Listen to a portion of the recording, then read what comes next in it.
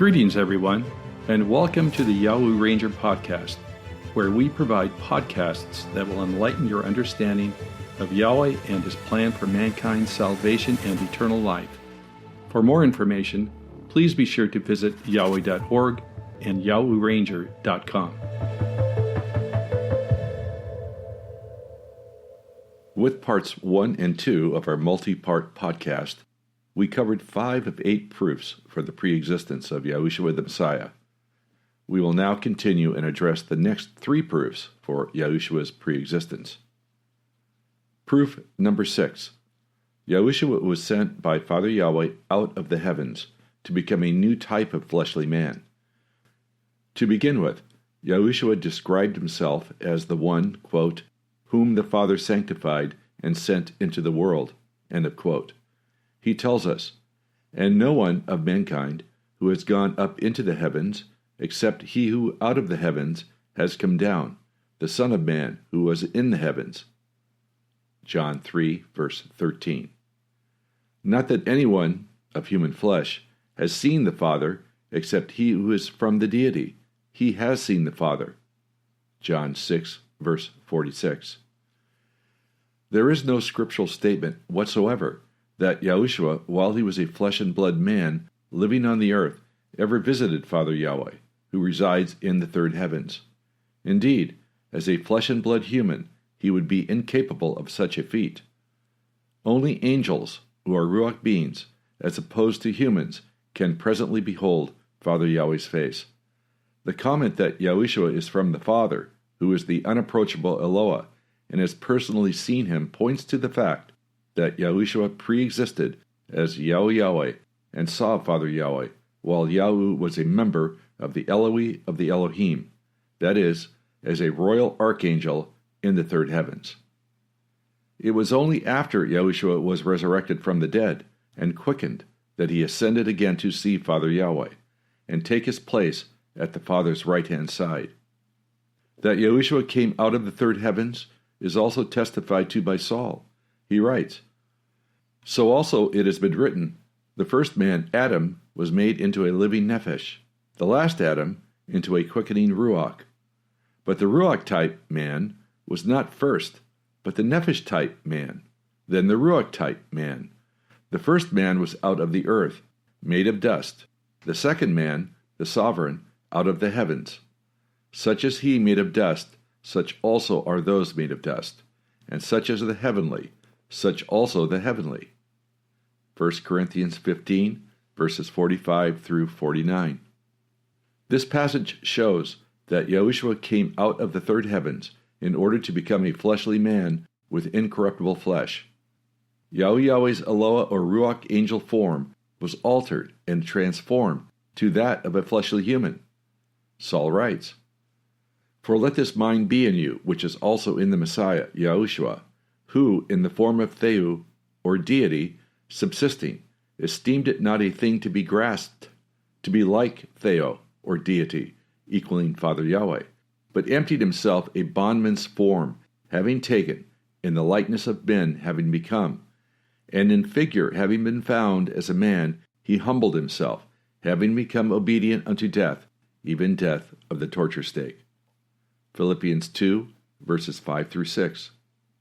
By saying that Yahushua had emptied himself and took on a form in the likeness of men, we have here a clear statement that Yahushua preexisted in a different form and then was transformed to a fleshly man. This point is reinforced by the Apostle John, who states, and the Logos became flesh and tabernacled among us, and we discerned his glory, a glory as a monogeneous, or only Son, that is, only heir, with the Father, full of grace and truth. John witnesses concerning him, and cried, saying, this is he of whom I said, he who comes after me, ahead of me, came to be, because he existed before me. John 1, verses 14 through 18. Saul notes that the deity, Father Yahweh, having sent his own Son in the likeness of sinful flesh, and concerning sin, condemns sin in the flesh, so that the requirement of the Torah should be fulfilled in us, who not according to flesh walk, but according to Ruach. A psalm predicts that one of the Elohim, called the son of Adam, that is, Yahushua the Messiah, would be made into a flesh and blood man. What is an anush, male or angel, that you remember him, and the son of Adam, that you visit him? And you made him lack a little from elohim, or angels, and glory and honor have crowned him. You made him rule over the works of your hands. You have put all things under his feet. Psalms 8, verses 5 through 6. According to Saul in Philippians 2, 5 through 6, which passage refers to the Messiah, he was an anush, or male, of angel rank, who became a son of Adam. In this transition, he was made a little lacking from elohim, or angels, but later was raised to a position over the works of Father Yahweh that was higher than the one he had previously held as an archangel. The seventh proof is that Yahushua was both the ancestor and descendant of King David. In Revelation 22:16, for example, the Messiah states, "I am the root and the offspring of David." This statement brings together the fact that Yahweh was both the ancestor of David, that is, Adam's progenitor, the ancestor of David, as well as David's offspring. This circumstance is true only if Yahushua was the creator Yahu Yahweh, who later was joined with the egg of Miriam, the descendant of David, to become Yahushua, a human with incorruptible flesh. As another example, while teaching at the temple in Jerusalem, Yahushua answered a question from the Jewish Pharisees, the response being in front of a large crowd. During this conversation, Yahushua asked the Pharisees, "What do you think concerning the Messiah? Whose son is he?" They responded, "David's." Yahushua, speaking Hebrew, then inquired of them about the puzzle their answer created. Quoting Psalm 110, verse 1, Yahushua asked them, "How then does David in the Ruach call him Edeni, my foundation or sovereign?" saying, a declaration of Yahweh to Edeni, my foundation or sovereign, "Sit at my right hand until I set your enemies as a stool for your feet." If therefore David, who wrote the psalm, calls him Edeni, my foundation or sovereign, how can he be his son? None of his opposition was able to solve the riddle, yet the answer should have been obvious to the Pharisees. The reason being that Yahushua preexisted as Yahu Yahweh. As part of the eloahi headship, he created Adam, that is, he was the progenitor and foundation of Adam, the ancestor of King David.